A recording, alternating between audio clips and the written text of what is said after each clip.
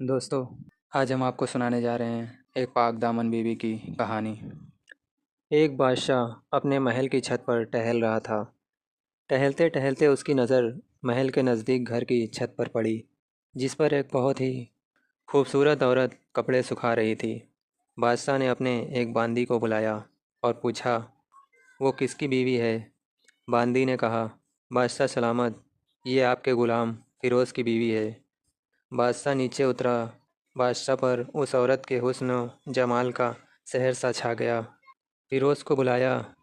فیروز حاضر ہوا تو بادشاہ نے اس سے کہا، فیروز، ہمارا ایک کام ہے۔ ہمارا یہ خط فلاں ملک کے بادشاہ کو دے آؤ اور اس کا جواب بھی ان سے لے آنا۔ فیروز اس خط کو لے کر گھر واپس آ گیا۔ خط کو اپنے تکیے کے نیچے رکھ دیا۔ سفر کا سامان تیار کیا۔ رات گھر میں گزاری اور صبح منزل مقصود پر روانہ ہو گیا۔ اس بات سے لا علم کے بادشاہ نے اس کے ساتھ کیا چال چلی ہے۔ ادھر جیسے ہی فیروز نظر سے بوجھل ہوا، بادشاہ چپکے سے فیروز کے گھر پہنچا اور آہستہ سے فیروز کے گھر کا دروازہ کھٹکھٹایا۔ فیروز کی بیوی نے کہا، کون ہے؟ بادشاہ نے کہا، میں بادشاہ ہوں، تمہارے شوہر کا مالک۔ تو اس نے دروازہ کھولا۔ بادشاہ اندر آ کر بیٹھ گیا۔ فیروز کی بیوی نے حیران ہو کر کہا، آج بادشاہ سلامت یہاں ہمارے غریب خانے میں؟ بادشاہ نے کہا، میں یہاں مہمان بن کر آیا ہوں۔ فیروز کی بیوی نے بادشاہ کا مطلب سمجھ کر کہا، میں اللہ کی پناہ چاہتی ہوں آپ سے اس طرح آنے سے، جس میں مجھے کوئی خیر نظر نہیں آ رہی۔ بادشاہ نے غصے میں کہا، اے لڑکی، کیا کہہ رہی ہو تم؟ شاید تم نے مجھے پہچانا نہیں۔ میں بادشاہ ہوں، تمہارے شوہر کا مالک۔ فیروز کی بیوی نے کہا، بادشاہ سلامت، میں جانتی ہوں کہ آپ ہی بادشاہ ہیں، لیکن بزرگ کہہ گئے ہیں، شیر کو اگرچہ جتنی ہی بھوک لگی ہو، وہ مردار تو نہیں کھانا شروع کر دیتا۔ اور کہا، بادشاہ سلامت، تم اس کٹورے میں پانی پینے آئے ہو جس میں تمہارے کتے نے پانی پیا ہے۔ بادشاہ اس عورت کی باتوں سے بڑا شرمسار ہوا اور اس کو چھوڑ کر واپس چلا گیا، لیکن اپنے چپل وہیں بھول گیا۔ یہ سب تو بادشاہ کی طرف سے ہوا۔ اب فیروز کو آدھے راستے میں یاد آ گیا کہ جو خط بادشاہ نے اسے دیا تھا وہ تو گھر پر ہی چھوڑ آیا ہے۔ اس نے گھوڑے کو تیزی سے واپس موڑا اور اپنے گھر کی طرف لوٹا۔ فیروز اپنے گھر پہنچتے ہی تکیے کے نیچے سے خط نکالتے وقت اس کی نظر پلنگ کے نیچے پڑے بادشاہ کے نالین چپل پر پڑی، جو وہ جلدی میں بھول گیا تھا۔ فیروز کا سر چکرا کر رہ گیا اور وہ سمجھ گیا کہ بادشاہ نے اسے سفر پر صرف اس لیے بھیجا تاکہ وہ اپنا مطلب پورا کر سکے۔ فیروز کسی کو کچھ بتائے بغیر چپ چاپ گھر سے نکلا۔ خط لے کر وہ چل پڑا اور کام ختم کرنے کے بعد بادشاہ کے پاس واپس آیا۔ بادشاہ نے اسے انعام کے طور پر 100 دینار دیے۔ فیروز دینار لے کر بازار گیا اور عورتوں کے استعمال کے قیمتی کپڑے اور کچھ تحائف بھی خرید لیے۔ گھر پہنچ کر بیوی کو سلام کیا اور کہا، چلو تمہارے میکے چلتے ہیں۔ بیوی نے پوچھا، یہ کیا ہے؟ فیروز نے کہا، بادشاہ نے انعام دیا ہے اور میں چاہتا ہوں کہ تم یہ پہن کر اپنے گھر والوں کو بھی دکھاؤ۔ بیوی نے کہا، جیسے آپ چاہو۔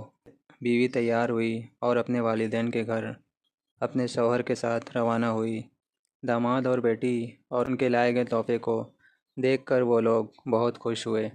فیروز بیوی کو چھوڑ کر واپس آ گیا۔ 1 مہینہ گزرنے کے باوجود نہ بیوی کا حال پوچھا اور نہ اس کو واپس بلایا۔ پھر کچھ دن بعد اس کے سالے اس سے ملنے آئے اور اس نے کہا، آپ ہمیں ہماری بہن سے غصے اور ناراضگی کی وجہ بتائیے، یا پھر ہم آپ کو قاضی کے سامنے پیش کریں گے۔ تو فیروز نے کہا، تم جیسا چاہو ویسا کر لو، لیکن میرے ذمے اس کا ایسا کوئی حق باقی نہیں جو میں نے ادا نہ کیا ہو۔ پھر وہ لوگ اپنا کیس قاضی کے پاس لے کر گئے تو قاضی نے فیروز کو بلایا۔ قاضی اس وقت بادشاہ کے پاس بیٹھا ہوا تھا۔ لڑکی کے بھائیوں نے کہا، اللہ بادشاہ سلامت اور قاضی صاحب کو صحیح سلامت رکھے۔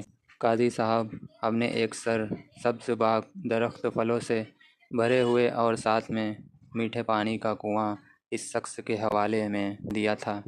تو اس شخص نے ہمارا باغ اجاڑ دیا، سارے پھل کھا لیے، درخت کاٹ لیے اور کنویں کو خراب کر کے بند کر دیا۔